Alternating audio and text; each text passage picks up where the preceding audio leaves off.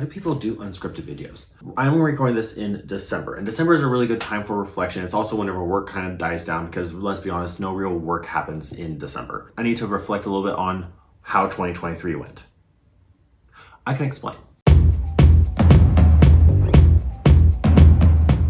Okay, so quick recap, then we'll get a little bit more into the minutia. But 2023 was probably the most productive year of my adult life, and I don't want that to happen again. Over the course of 2023, I finished school, finished internship, had a panic attack, got licensed, started a terrible job, had another panic attack, started my career at a job I now love, and I don't think I had another panic attack. It's also worth noting that both of those panic attacks were the first ones I've had in my adult life I've ever had. Like, I've never had a panic attack before. 2023 is kind of like a very mixed bag of emotions because I try and like be a little, I am one of those people where I am a bit of a perfectionist. How do I phrase it? I'm a workaholic. Basically, also I had a semi-regular upload schedule, but essentially I always feel like I can do more, and I literally don't think I could have done more this year. But between the highs and lows of 2023, I wasn't oblivious to, is oblivious the right word? Ignorant? I wasn't unaware of the impact that this was going to have. So that's why I also was pretty heavily focused on self-care. That being said, it is worth noting that over the course of 2023, I also have a theme. Now, if you're familiar with CGP Grey or the Cortex thing, and I talked a little bit about that in this video, which so many of you watched. Yeah. But my theme of 2023, actually, hold on. What was my theme of 2023?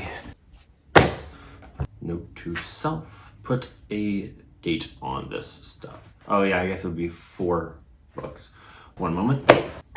Okay.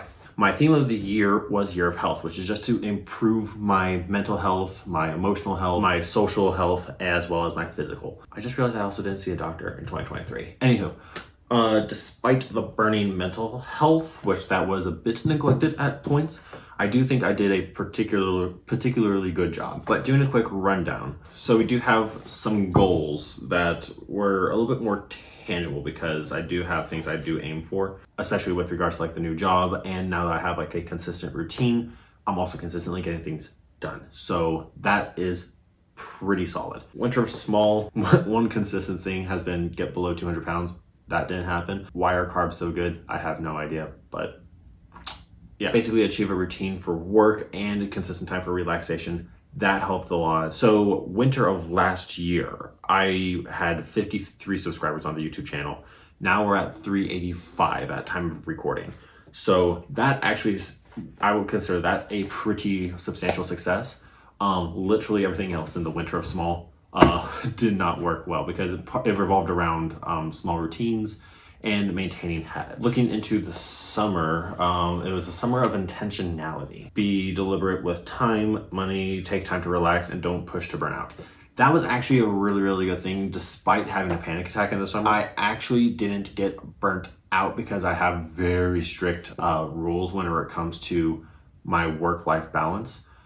And I do think that helped a lot, but definitely during the winter, I was approaching burnout, which was not fun. Yeah, no, the consistent thing for this year was to get below 200 pounds. Now, I will say, I did lose weight, but it wasn't anything to the degree that I was wanting. But I'm going to give myself a little bit of leeway on that because, again, this year was a bit of a cluster. And then looking at the spring, my goals were, it was the spring of mornings. So I was wanting to wake up at 5 a.m., increase leisure time, which that does help whenever you wake up earlier, increase time efficiency, and develop a consistent morning workout. It is worth noting that at the time I was going through this, I was watching a lot of Ali Abdaal's productivity stuff.